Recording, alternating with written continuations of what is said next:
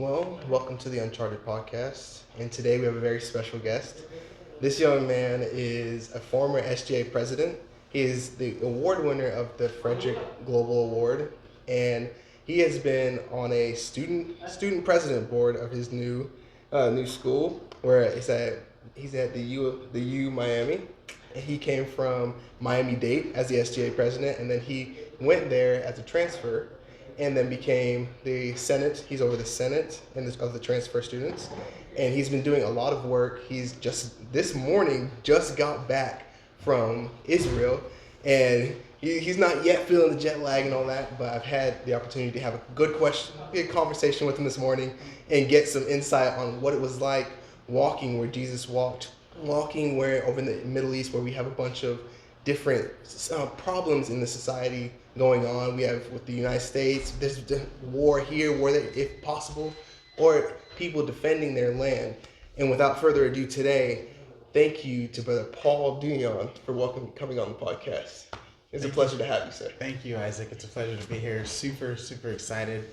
I am a little tired. I did just fly in from Israel. I got here just a couple hours ago, but I'm excited to be back stateside, and I'm really excited to also just be doing this as one of the first things I'm doing back in the United States. This is a great privilege and a great honor. It's a great pleasure to have you on. So, what was the first thing that when you got to the States that you were just like, I'm home? What was that like? Well, once we actually landed at a really cool time. We landed during the sunrise. Okay. Which I think was super cool. We got to see the really nice sunrise, and once I landed, getting out the plane, that's when they said, "Welcome to the United States," Mm-hmm. and that was a good feeling. Just seeing that my feet is back on American soil.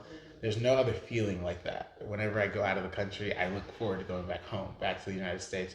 And what I looked forward to the most this morning was getting American food. Really? And so once I got out of the airport, I went out and went straight to Taco Bell for breakfast. I have to admit it. I missed the American taste, the American food. And so yeah, I'm happy to be back, man. That was the first thing I did when I left the airport. Good talk about. So you mentioned food. So what is the food difference from here to there? Like, were your taste buds shocked when you got over there and tasted the food, or were you accustomed to it? I wouldn't say shocked, but definitely it was something to get used to, and I tried a lot of new things. They use a lot of different spices. They have a lot of different food options. For example, something that's very common for them to eat over there is hummus. It's not something I eat here much, Yeah. but it was something I got to try over there. Pita is something that they use a lot with Yes, almost I've seen every that. meal. Something called shawarma and schnitzel are very common dishes over there. Which you got to try. Very, very good food. Mm-hmm. But not quite the same as American food. They a lot of their food is a lot healthier, a lot more organic, Yes, I can see natural. But I just after a while of doing that, there was one point halfway through the trip where I was like, I'm done with pita and hummus. I just want a cheeseburger. And out in Israel, they don't mix dairy with meat, so No. you don't really find too many cheeseburgers out Yeah. there because they don't mix dairy with meat. Everything has to be kosher. So yeah, I look forward to having meat with Oh, cheese in man. some way here. So So how long was your trip? It was 13 days? it was 11 days. 11 I days. left on the 4th, came back on the 15th today. Yes, Oh, man. yes. Okay. So from going out to Israel and Jerusalem, what was your take back from seeing how the American culture is and seeing how their culture is over there? What would you say that was one thing that just brought to mind, like, wow, this is distinct difference between our two cultures? One takeaway is difficult because I got so much out of that trip.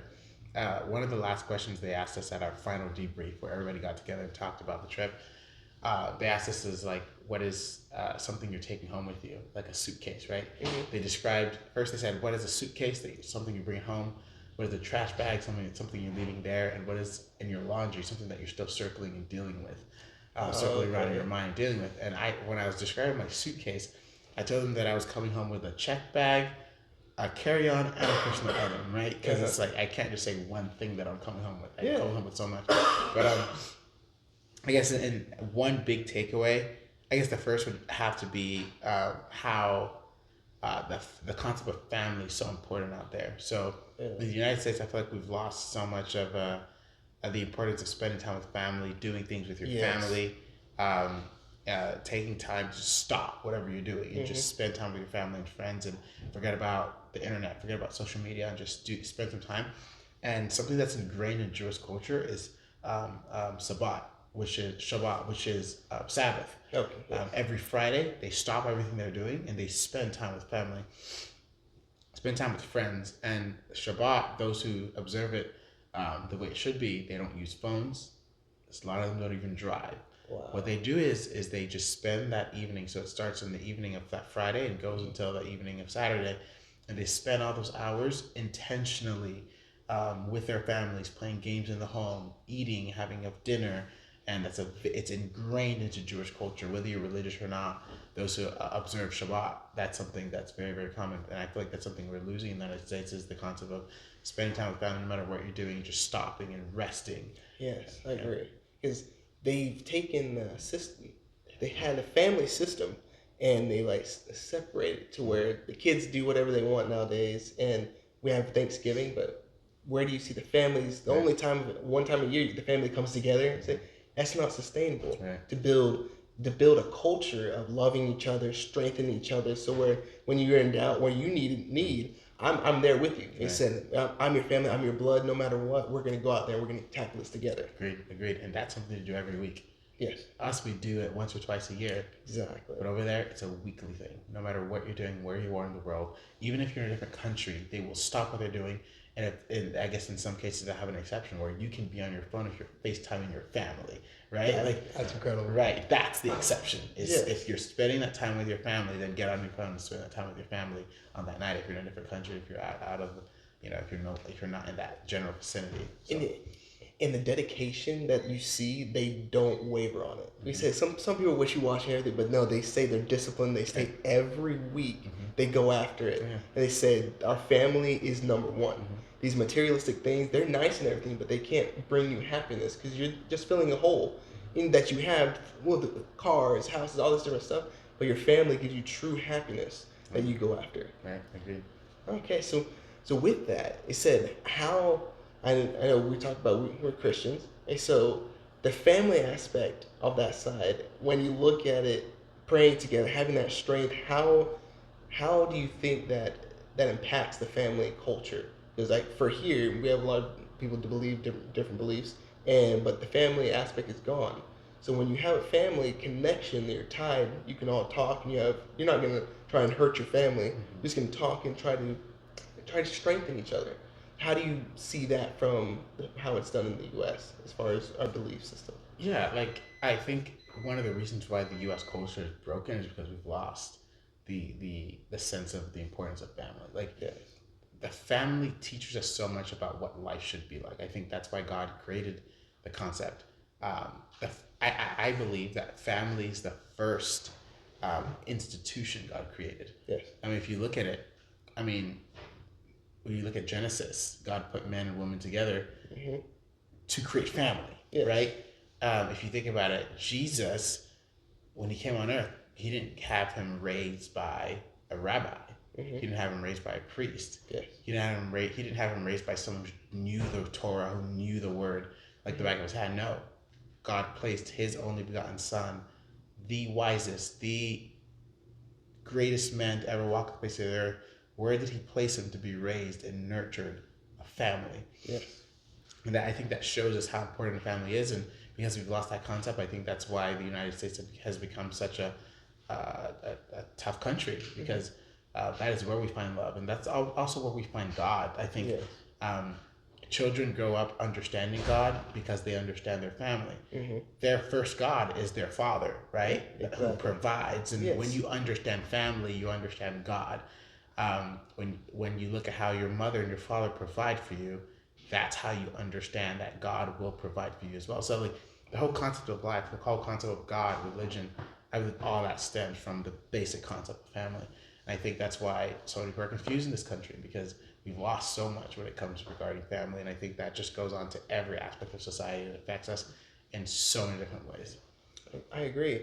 And seeing that from a child, the little child, they idolize their father. And see that the job that the father has is protecting them the same way God protects us. He gives us a covering, protects us, and He wants us with our day-to-day goals. He wants to be involved as a loving father should. As He's shaping us, the father is shaping the child as well to become a man. And God wants us to become a full-grown man in His Word and strengthened to find the truth that He's hidden. And so with that, how did you become SGA president? How did the Frederick Douglass, how did all of these trips become a possibility? Well, a lot of hard work. I guess I would start off with saying two things. Hard work on my part, a lot of hard work, but two, the grace of God. Yeah. I think a mixture of the grace of God and my hard work created all these opportunities. Because I believe that you can be given grace but reject it and do nothing with it. Yes. So the grace of God couldn't have done all that for me alone. I think in addition to God granting me the grace and God granting me the opportunities, I had to within myself take advantage of those opportunities and do something with it. So at the end of the day, I give God all the glory. Of course. But I do have to say, like, God didn't just hand these things to me. I'm like, I had to work hard. I had to put myself out there. So when I started at Miami-Dade College, when I became SGA president, each and every one of these things is a whole different story in and of itself. But very briefly, I will say, I didn't want to become SGA president. And when the opportunity opened up, I was a very involved student at my school. I was a senator at the time, just doing my job, just staying low key. At the time, I had just opened up a New York student organization called Musical Minds, where I was teaching people music, playing music around the campus, around the community, around Homestead. And there was elections coming up soon. Everybody told me I should run. I was saying no. I was telling everyone hard no. I'm not running. Absolutely not. There's no way I'm running. Every time they brought it up, absolutely not. I don't want to do it. I just started this new club. It's growing very fast. We're getting momentum. I want to only do this. And then people just said, we have to make him run. We need to find a way to make him run because he needs to be the next president. Yeah. And so it got so bad where they even had the SGA director on their side agreeing that he needs to run. What can we do to get him to run? And so the deadline for applying came. I did not apply. People were so upset. They got the SGA director to push the deadline by another week to get me to run. And I still was like, I'm not running. Like, you can do whatever you want. I'm not running. So what they did is they had the Musical Minds advisor, which is someone I really trusted. I saw him as my father on campus. Like, he was so just nurturing and helpful and helped me. He really was like an advisor and a mentor for me at the school. And they knew that he had my ear. They knew that he said something, I'd listen. And he came to me and said, Paul, whatever you're worried about, doing all this, trust me, we'll figure it out, but you need to run. And when he told me that, I was like, okay, I think I need to run. And so I applied literally hours before the next deadline. No way. And when I applied, immediately upon applying, other people who were thinking about running started dropping out. And then some other person just found out they were they're not qualified. And so they ended up becoming easier once I said I was running, because some were like, oh, we don't want the smoke. Yeah. We don't want this. We don't want to deal with it. He said, nah. Which was kind of funny. But, I ended up doing it. And that, me saying yes to that opportunity, honestly changed my life. That one yes right there. Because when I did that, so many opportunities opened up and I took advantage of every single one of them. And all of those experiences led to other experiences, because I met people who opened other doors and met those people who opened other doors and other doors and other doors and other doors. Walking through that one door led to thousands of other networks. Open networks of truth and wealth that you could go out, that you could go and get, but still you had to put that work in. I had to, because the door could be open, but am I going to walk through it, right? Like, am I going to put in the work to actually walk through that door? And from being SGA president there, I got the first opportunity after a few months of being president, just a couple months actually. They were already so impressed at how much work I was doing on campus, even before I was president. But when I became president, I made it a point to really advocate for students, make campus a better place. And so after a couple months of doing that, an opportunity opened up where an organization reached out to the school and said, we want you to choose 2 students to go to London for free for a month to study abroad. It's either London or Belgium. Okay. And the students could choose. And so they had a choice to make between 174,000 students. They only could choose 2 people. Wow. And I got an email of them asking, Paul, would you like to be chosen to go? At the time, I've never dreamt of studying abroad ever in my life. I know my parents could never afford it.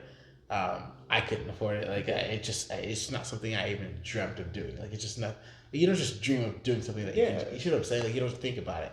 And so when I got that email, I was like, I don't think my parents would let me even, like, yeah, but they're like, it's all expenses paid. They don't have to pay a dime. Yeah, like, okay, that makes it a little easier. But still, the permission aspect of going out of the country alone, I don't think they'd ever do that. They're like, okay, speak to them. And sure enough, I went and spoke to them. I remember walking up to them very, very nervous, saying, hey, I may or may not have been given an opportunity to travel outside of the country for free. And if hypothetically this were the case, what would you say? Hypothetically. If this were to be a reality, possibly, what would you say to that? And I would never forget this because I was actually standing right over there when I told them that, just right there. And I told both of my parents, they were both in the kitchen, and my mom was silent the whole time. Of course. And my dad said yes within 15 seconds. Like, it was so quick. It was like, he thought about it, said yes, go. And I remember sitting there like, whoa, slow down. Like, did I hear correctly? Like, are you okay? Like, do you want to think about it? Yeah, you want to give you some time? Right. Like, I was expecting, give us a day or a week or like, and the school didn't even answer quickly, so I was glad to get that. So once he said that, my mom kind of looked at him like, are you crazy? Say what? You're shedding my baby over? Right. But she didn't disagree with him. She just said, hey, you are growing up, so like, I guess we can't trust you. And then after that, I think she would give him a mouthful after. But, of course.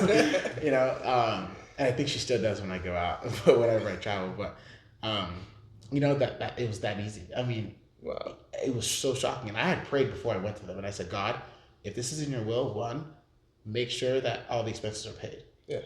And two, make sure I get the permission from my parents with no problems. Those are my two conditions from God. I prayed about it. Wow. Before I went to them, and both of those things went through perfectly. They paid for the entire trip. The program initially paid for most of it, and then the rest came from my school. They said what they're not paying for, we'll pay for. And so the entire trip was covered, including meals, flight, everything, transportation, everything. And then my parents' permission came like that. And so I knew that was of God. I went to that, was out in London for 4 weeks, and then that experience led to other opportunities. The Frederick Douglass studied abroad in Ireland. For a month as well, and that was very cool opportunity. Had to work very hard for that. Met a lot of cool people. Met the Prime Minister of Ireland. Met the Vice President of the United States as well through that experience, and the ambassador as well and everything. So with all that, let me stop you there. So there's a narrative out in the world we live in today that you don't have to do any work. Everything should be given to you, right? Are you saying that you had to work for this? I did, yes. Is that what you had to do? You had to actually go out there and put work in to get these opportunities? It's a biblical concept. I mean, hey, I don't know why people are so shocked by that. It's a biblical concept. If you don't work, you don't eat. Yeah. If you work, you will reap what you sow. And some people they don't take the time to sow. You have to get out in the sun and sow seeds into the dirt, get down and dirty and put in the work. Mm-hmm. And after time, you may not ever you may take time to see the fruit of your labor. But you will see it. The scripture says you will reap if you faint not. Exactly. It takes time, but you have to sow. Mm-hmm. And it took time for me to sow. I was putting in work that I didn't think I'd ever get any credit for or I'd get anything out of it. And now it's interesting because I sowed one thing and I feel like I sowed like apple seeds, and now I'm getting apples, oranges, and mangoes. Like, it's kind of crazy. Like, the opportunities I've gotten, it's like I never expected to get this out of result just doing the work that I did.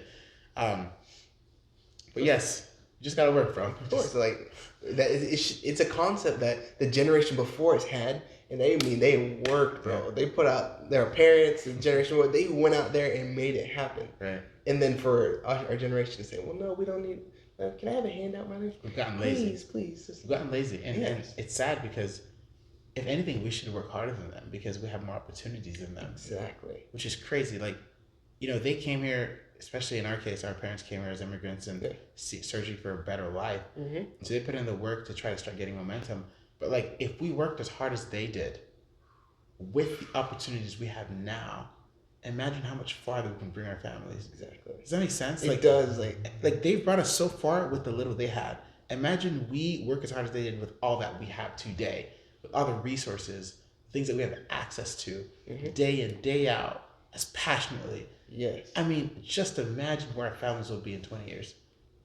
Like not you said 20, not even 20. Not It's even 20. Like Right. put it out 5, Right, 10, literally. even a year. Yeah, Like yeah. people they discount how much can happen to you in a year. Oh yeah. Like in the 10 years, like it's crazy because if you put the work in, and they said good times make weak men, weak women.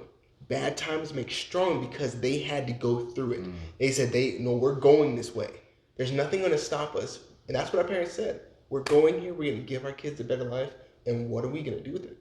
Because we don't have to go through all the pains and everything that they went through, but with all that, they have a structure. They built the foundation, Right.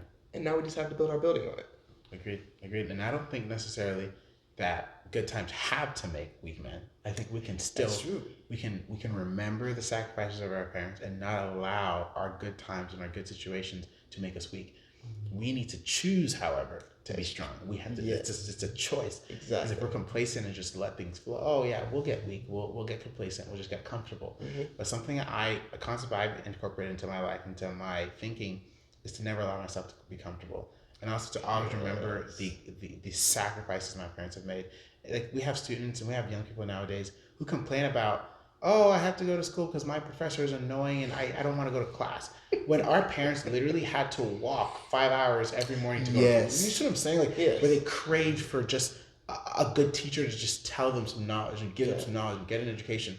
And me, I can drive my car and my AC, get there in 20, 30 minutes and sit there and learn. But because I don't like my professor's accent, or I don't like his attitude, or I don't like the way he looked at me, or whatever, I'm complaining. You see what I'm saying? Yes, I see it. It's wild. Yeah. Literally, when you actually unpack it and you talk about it, it really is something that you think about, whoa, like if you just put it and wrap it around your head that you were given this incredible, you're in the United States of America. Yeah. And I listened to a man called Patrick David, and he said, if you're in a different country, a different place, and you can't grow, it's up to you to make the decision. As you said, everybody has a choice. Yeah.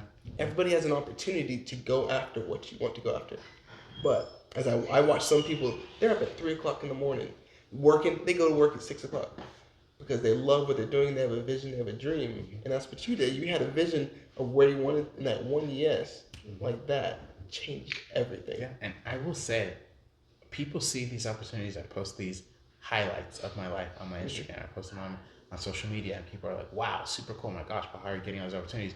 But what they do not see are the late nights, the tough days. Talk to my family, bro. It's so common for them to come home and see me working here when they get home from work, and I'm working there practically the entire night. There have been times where my dad would get home from work, whatever, go to sleep, wake up. He's waking up for his day and he still sees me working. Like, it's a common thing. Oh, Paul's still working. Like, you see what I'm saying? Yeah. Like, Paul is putting in the work. Like, it's a common thing to you know. That's incredible. There are times where my parents, I mean, especially over COVID when I was working from home all day for school and things like that, there were times when my parents would wake up, I'm sitting here working. I work here all day. Everybody sees me. I'm working there. As the day's going along, they're going to bed. I'm still there working. I mean, 12, 13, 14, 15, 17 hour days, even though I'm home. So people don't see that part because I don't post that. Right? I'm not putting that out there. All they see is the highlight. They see the fruit of the labor, and they're thinking, "Oh my gosh, Paul's being handed things." No, I'm going after things, right? But also, I will say, in addition to like something I say a lot is there's in Psalms 23 in the last verse it says, "Goodness and mercy shall follow me all the days of my life." Yes. And I will dwell in the house of the Lord forever. Something I tell people all the time is that when you follow God and when the Lord is your shepherd, that's how the psalm starts, by the way. The Lord is my shepherd, I shall not want. When you make the Lord your shepherd, in verse 1, in the last verse, goodness and mercy will follow you. You don't have to chase it. You don't have to search after it. You don't have to run after it. When you make the Lord your shepherd, you trust in him and you allow him to give you your needs and give you what you need. Goodness and mercy follows you. Yeah, and it's not like he said, well, if you do this. No, he said it will follow you. It doesn't give it any such. They say might. Yeah, you will do it. Yeah, yes. He will follow you. If you make him your shepherd, as you said, and make him your guide, you say, I'm going to go to him first, pray and everything, give him the honor and respect that he deserves, he will reward you after you've done the work. Agreed. So that's why I can't say that I chase after things. Yeah, like if I see an opportunity, the Lord opens a door, yes, I'll go after it. But like the Lord brings these things to me and I just accept them. I accept those gifts, which it's a great honor. It's a great privilege, you know, like it's such a, it's a great privilege to live in this country, to be able to have opportunities like these, and I just appreciate them and I accept them. But yes, I have been traveling quite a bit these last few years. It's and pretty much all these trips are fully funded, and just getting to be able to go and experience a new culture, a new place with cool people, meeting a lot of new people, and coming back with lots of new friends. It's just so fascinating. That's incredible. Because like before this, we were talking about you got to actually walk where the roads where Jesus, they are the road of suffering. Where you got to walk down where he was carrying his own cross. What was that like for you experiencing that? I think that was one of the most like powerful experiences I had on this trip. I will say that day, like, it's slightly emotional. It was a little emotional. Of course. As a Christian, walking the way of suffering, as they call it, and seeing, like, for example, where they believe Pontius Pilate tried him, right? Yeah. And where he gave them the choice. Either I release him or I release, I think, Barnabas, right? The thief. Yeah. And it's your choice. Who do you choose? And they say, kill him, kill Jesus, release Barnabas, let him go. And what does he do? He washed hands of it and says, okay. And we saw where that area was, and right close to there, where they crowned him with thorns, and they beat him and stripped him of his clothes. We saw that area. Like, being there in that space, thinking about it, like putting it into perspective, this is the area where that happened. It's no longer a story anymore. It's a reality. You can almost see and hear it happening when you're there. Oh my goodness. Like, it's so powerful. Like, I'm just standing there, like, taking it all in. I'm like, wow. Like, this is deeper than just a story I heard growing up or something I read in the Bible. Like, I'm actually where it happened.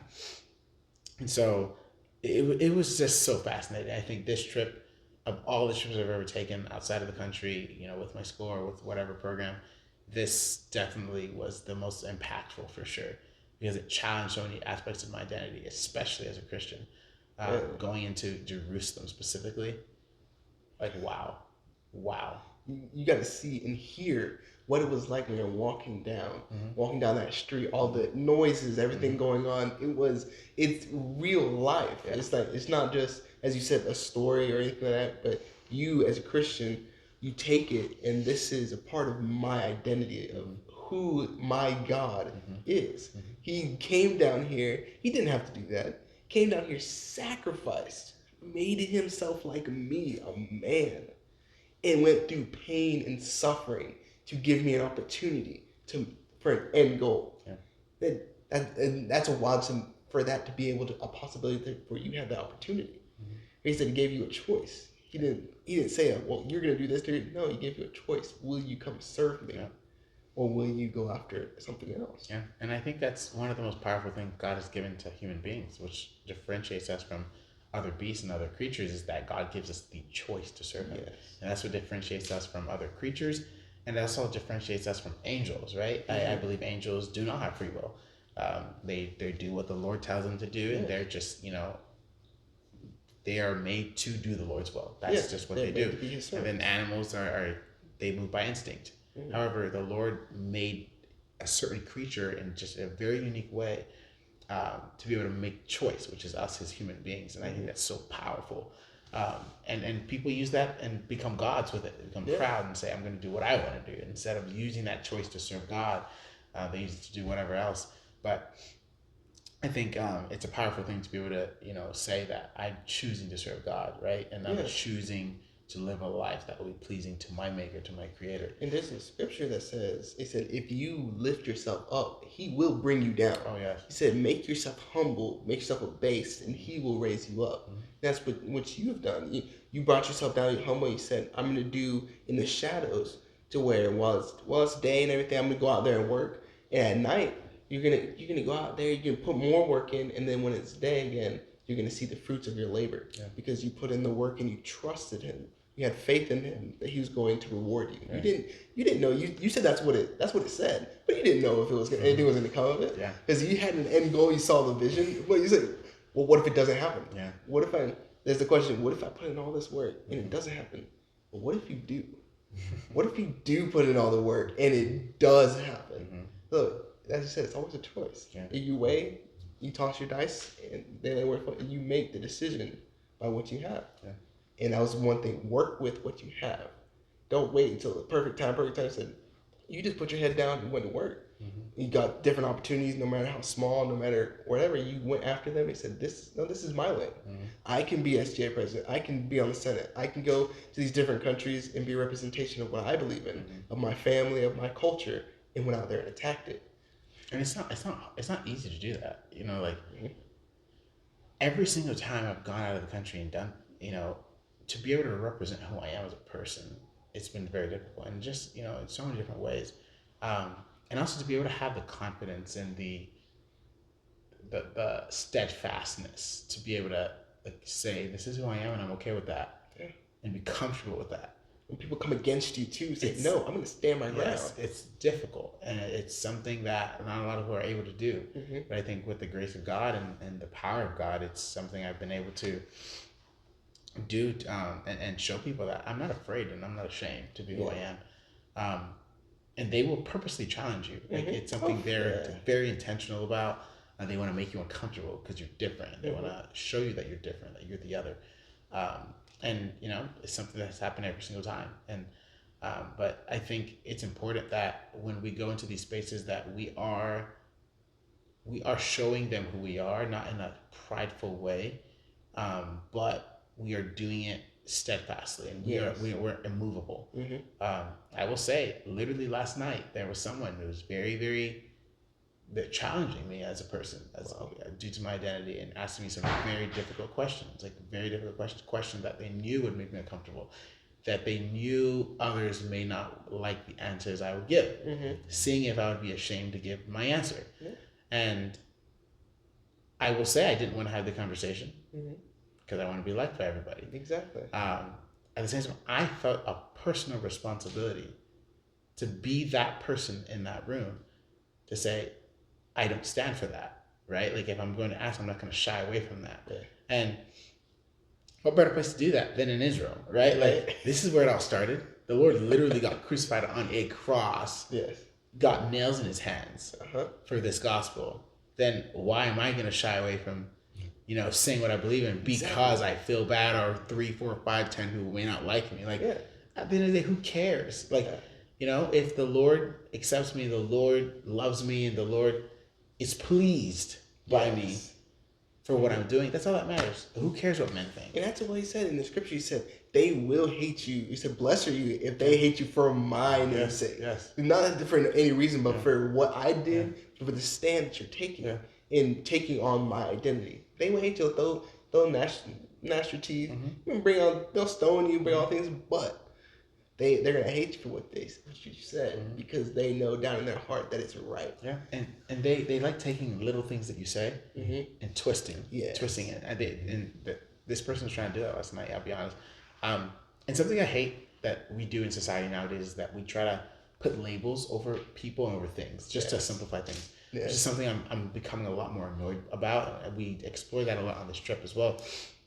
Is that if you're against this, you're anti that. Yes. If you're for this, you're anti. Like, just because I am for something does not mean I'm against the opposite, right? Like, so, and it doesn't mean I hate the. Like, you see what I'm saying? Like, you don't have to do that. Yeah. You can be like, I am this. Yeah. That they're doing this over here. Yeah. And they're associated with that. I'm associated with this. Yeah. I don't hate them. And that's the thing. A lot of people say, I may hate what you do, mm-hmm. but I don't hate you as a person. Thank you. He said, the act of what you're doing, I believe is wrong. Yeah. But because you're a human being, everything, I don't hate you. I hate your act. Mm-hmm. And I believe that's gotten confused in our generation. And the generation before, it was creeping in down the line, but our generation has taken it to another level where it doesn't need to be. Mm-hmm. I can accept you for who you are. You can accept me for who you are. We all are going to a desired end. Mm-hmm. And we all believe, you believe you're right, I believe I'm right. But can we work together to gain what is actually right? 100% right. Because I'm sorry, if you believe that you have everything going, I'm all this, you're a fool. I'm sorry. Like, if you believe that you cannot get better in any shape, way, or form, you're a fool. And you can learn from everybody. Everybody will say, well, flip it on its head. It's like, well, have you suggested this outcome? This, or giving you wisdom and knowledge to try and, let's say, paradigm shift. Like, come on, let's flip this thing maybe I can gain something from you. Yeah.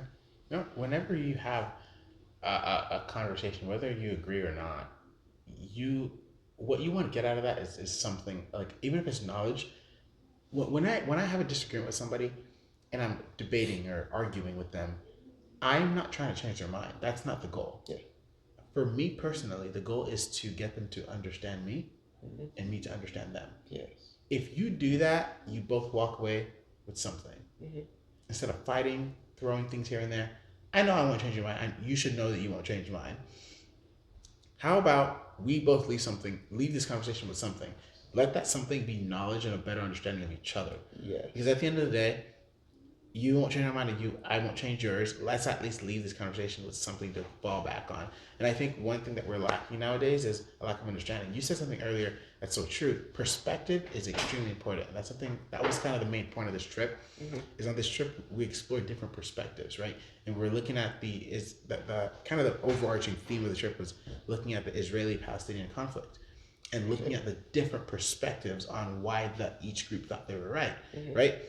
And it made me think of this analogy that a lot of people use. I don't know if you've seen this photo. A lot of people have seen it. Is that someone is standing on so there's a 6, right, on the ground. Someone is standing on that side of it. It looks like a 9. Someone's standing on this side of it. It looks like a 6. Yes. They're both looking at the same exact thing, and they're both seeing 2 different numbers, and they're both right, even though they're seeing 2 different things.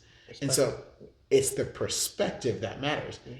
Are they wrong? No, they're both right. And I think sometimes people don't even want to take the time to understand each other, look at each other's perspective, consider one another, and I think that comes out of love and respect, right? Like if I have love and respect for you, I want to listen to you. Yes. I want to understand why you think the way you think. That's something we're losing in our in society. It's just like, oh, if you don't agree with me and see what I'm seeing, then you're wrong. Yeah. Your reality is wrong. I don't want to hear it. Get rid of it. And and get away from me. Yeah, so I'm going to categorize you over here, and you stay over there, and because I feel threatened by your beliefs because you're asking me a question. And they'll label you blind. Yes. And they'll put you on the side. I don't associate with blind people. That's common. They'll put a label on you and throw you to the other side. You see, I see you dumb. You know, like, I'm right, you're wrong. Yeah, exactly. Why? Like, we can both be right. Yeah. But you have to have the respect.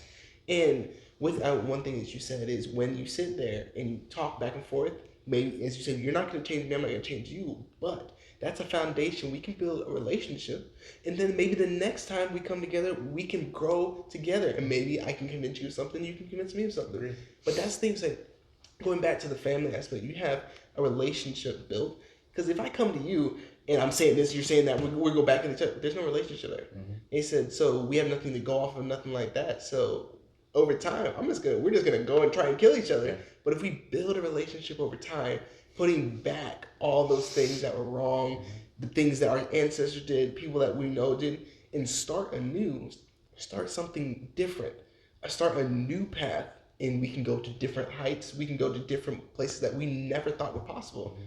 But we have to take that first step. Yeah. And the first step is always the most hard, the most difficult, because that you have to put yourself down. Mm-hmm. You have to put yourself down and put somebody above you, and then keep moving forward. Yeah. And to make it worth it, it's going to be painful. Yeah. To make it worth it, it has to be painful. In order to be, I think, the true leaders, in order to be a true leader, you have to have that courage to take that first step. Yes. Since I just came from Israel, I'm thinking a lot about that stuff. And I will say there could have been peace between Israel and Palestine had the Palestinian leader years ago had the courage to do that. He was at a point where he had a peace agreement in front of him, ready to be signed. The Israeli prime minister was there. The president of the United States was there. And the Palestinian leader was there. All he had to do was sign it. And you know why he didn't sign it? Because he said, if I sign this, my people will kill me. They won't like what this is. And they may kill me. He did not have the courage to go through it.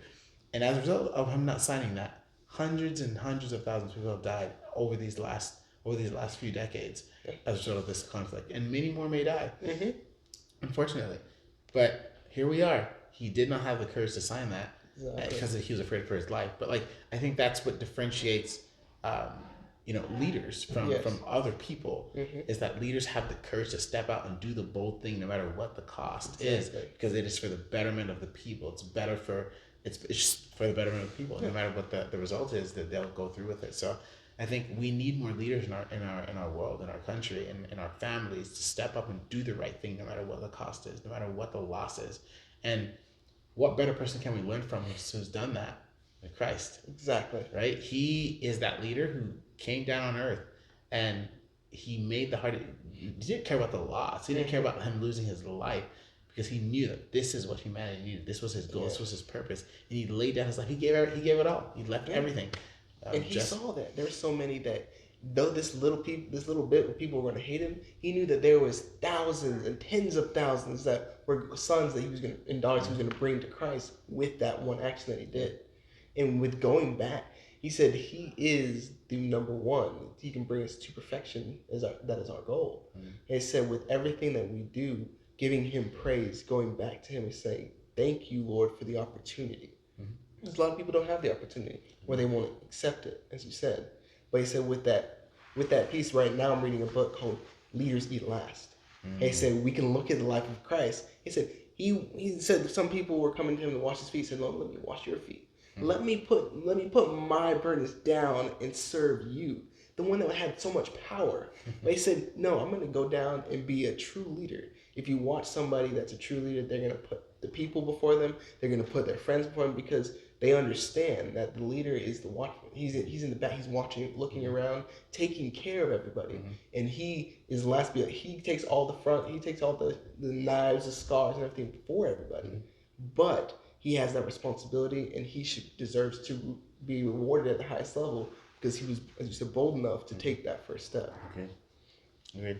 Yeah, I mean, we learn so much from the concept of Christ being a good father. Yeah. And also I think it takes us back to the family, right? If you have a strong family who lives a life that's identical to the concept Christ has given us, a father will do that and a child will understand. Yes. That's where the understanding comes because they've seen it, they've lived it. Yes. And I think the reason why people don't understand Christ and they can't understand who God is, they can't understand the concept of leadership, is because we don't have strong homes. If our homes were in order, or if our families were in order, these concepts would be ingrained in our society. They'd be ingrained in our children. They'd be ingrained in our youth because we would understand of these things as to be a daily thing. It's something we see every day. It would be normal. Yeah, it'd be a normal thing. Like it's not normal for me to see a man willing to put his life down for his children, for his family, for those he loves and cares about, because I see it every day. I want to go do this. I want to do that. I want to live my life. Yeah, like my father, I believe he lays down his life for us every day. I believe that's a concept that he's learned from Christ, and so I understand Christ's love and I accept it because I fully understand it. But some people may never understand it because of broken homes. You know? And that's something that, as a nation, we used to have at one point in time. And then over centuries, we've lost that. We've gotten away from it. And to get back to where that is a founding, there's so many things that need to happen. But do you believe in our society today is a possibility? To not move away from that? To get back to that. Oh, to get back. Oh, to get back to it, I think it'd be very difficult. Is it possible? I'm sure it is, but like it would take time because now I think to a certain degree the generation who's grown up without that's too far gone. Like they already have that ingrained in them. I think we can start that with another generation. But what I want to kind of point out too is I think us moving away from that is the biggest problem here, and we also need to find a way to like. Let's go back to what that was before. Something that I've been thinking about a lot about since going to Israel is the whole concept of assimilation. The whole concept of assimilation and becoming like those you're around. Yes. Right? A lot of people do that when they immigrate to a place where they want to blend in. They assimilate. They start talking the way they talk. They'll get names that are similar to them. They'll do the things that they do. But something that I think is dangerous is that we as Christians try to do the same. Try to blend in with the crowd so we don't stand out like a sore thumb. And it's something Jews did when they spread around the world. They did that to blend in because they were different. They were odd. This language they spoke was different. And I actually believe we are Israel today. I believe us as Christians, we're Israel today. And I believe that to a certain degree, we are doing exactly and making the same mistake they made when they fled Jerusalem in 70 AD. And they lost. All that they had is that we as Christians, we're going to our different spaces and our different, at school, at work, and we're assimilating. We're trying to speak like them. We're trying to look like them so we don't stand out. And I believe that's wrong. And if the more we do that, the more we're getting rid of our values and who we are as a people. And I think that's what's going to lead us into, losing the concept of family, things like that, because we'll start thinking the way we think and prioritizing what they prioritize. And we will very much easily lose the concept of family. Yeah, because they go in and say, this is at a certain point where you go into and you talk, well, half Ashdown, half Hebrew. Say, no, we're supposed to talk pure Hebrew. Yeah. We're not supposed to be half-breeds. We're not supposed to be doing all these different things. We're supposed to be following God in the pattern that he set. Because he set a specific pattern. If you do this, you will become this. Yeah. But we've deviated from so many different things. And in the world we live in today, we have so many distractions. But this is not an excuse. It's a different book I was using. No excuses. He said, God doesn't want excuses. He said, I want somebody dedicated. I want somebody disciplined that's going to go through the fire to become a diamond, to become gold that he can use to mold other people, can persuade them of the truth that they have. I definitely agree. I'm not sure what's going on there. I'm getting rid of a cup. Sorry about that. I have a cup right there. But I'll go right there if you don't mind grabbing it for me. But yeah, that one. Thank you. No, but you're definitely right. So us trying to blend in, and next thing you know, we'll be half that, half that. Like either we're this or we're not, right? There's no in between. I think we're like Christ or we're not. Exactly. Like Christ, he just is who he is, and the word is very clear on who he is. And I think trying to pick and choose what we want to be like, at the end of the day, we'll never be like him. Exactly. At the end, if we do that and we go and we're like a chameleon, we go to this spot with this person with that, or that we're truly nothing. Except because we just take on the form of something else. And where is your identity? Where is the actual root? Where do your roots go down? Because if you can take your roots up and go, I identify as this, I identify as that, you're nothing. You're just somebody that's searching for something because somebody told you an idea that I want to be this. Agreed. But this has been a great interview. I've loved hearing about your journey of going across the world and back again. And I'm thankful that you came on the podcast today. And is there anything that you want to say to any young people out there to give them encouragement that are in the space that you're in right now, in the college space? Sure. I would say that college is not an easy place to be. It's not an easy place to be, but I will say it is a great place to be because it gives you an opportunity to actually spread the gospel and be a light in a place of darkness.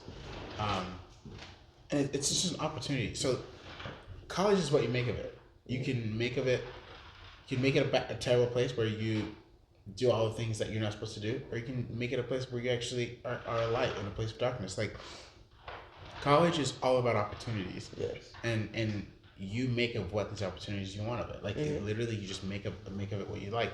I choose to make the best of those opportunities. I choose the best opportunities that are out there to make memories, to go on trips, to travel, I take the best of the best. Even my internship that I have now, that I have. Yes.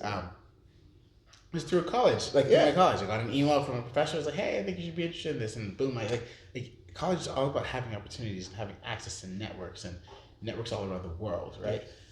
Taking advantage of them, taking advantage of them, exactly. Sending that email.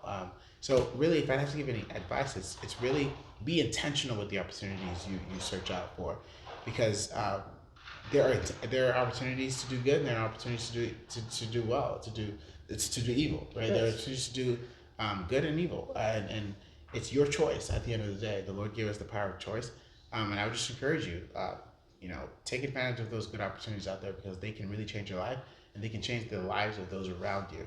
And I believe all these things that I'm doing, I believe in turn will have an effect on my family, will have an effect on my church, on my community.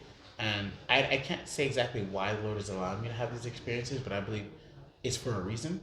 And I will know it in the future. I hopefully will understand it better, but I do believe this will have an impact on my life forever. Yes, of course. And will in turn have an impact on my family and those around me. So just make the best of opportunities out there. And just be intentional to use them for what's right and what's good. And I believe everything that I'm learning, I'm going to apply it here, and I'm going to bring things home that I can teach and help others with. Of course. And that's what my plan is for now. All right. Well, thank you for coming on, and I am excited to see where you go next, seeing as he's going here and there and taking opportunities that's been given to him. And thank you for coming on. Thank you. Pleasure being here. All right.